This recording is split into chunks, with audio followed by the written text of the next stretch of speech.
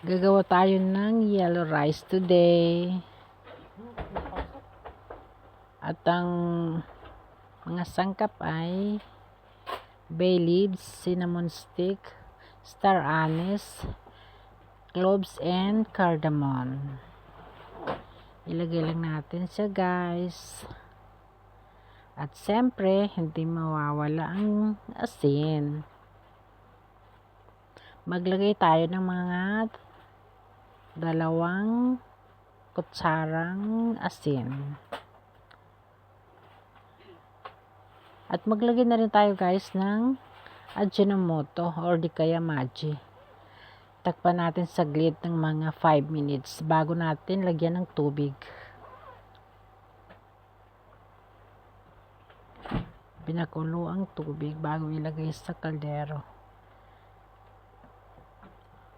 Ayan, guys, maglagay tayo ulit ng tubig.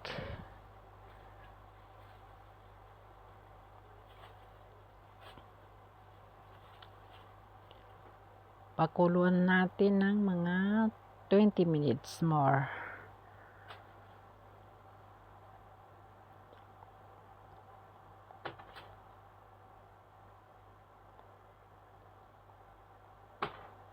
Ayan, guys, kinuha ko na yung manok. Nilagay sa siniya. Then, ito, guys, naglagay ako ng saffron at food color na yellow para maging yellow yung kanin natin. Then, ilagay yung bigas. At saka, yung bigas pala, guys, ibinabad ko yan bago ilagay sa kaldero. Pakulan natin siya hanggang sa maluto.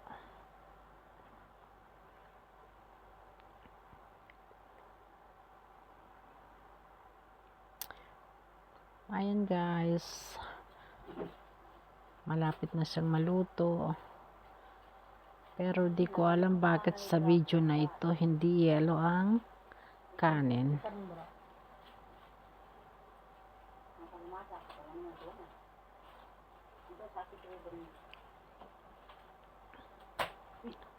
Takpan natin siya, guys, para maluto na siya ng tuluyan. Ayan, guys, lutong-luto na siya. At siyempre, maglagay na rin tayo ng ano ba ito? Yung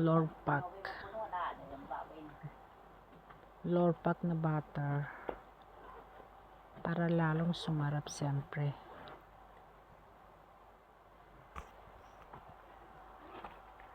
Then, ito, guys, yellow na siya. Maglagay tayo ulit ng butter.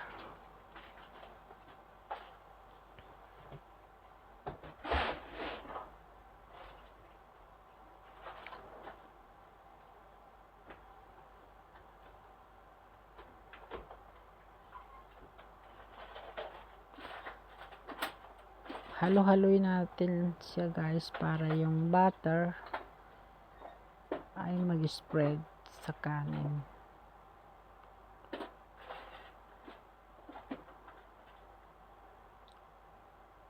Ayan, guys, i-try ninyong gawin.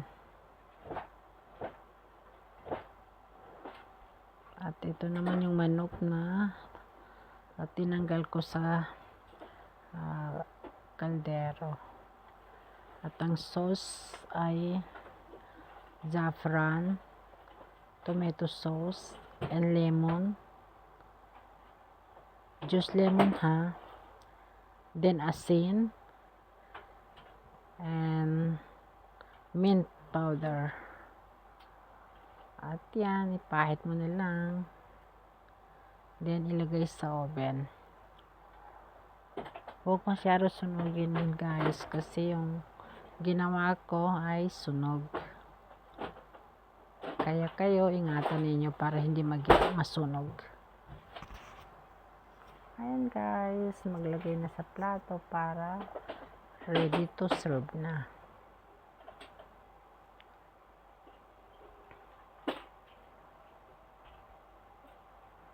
magamit kayo ng bigas na basmati.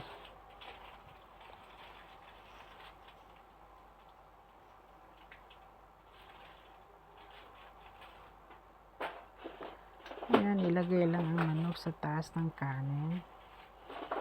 Tignan nyo guys,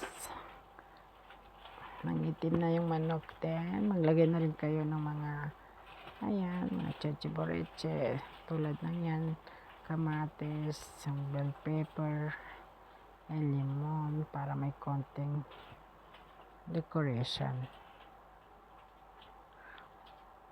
At sana magustuhan ninyo guys. Bilhan o Alafia.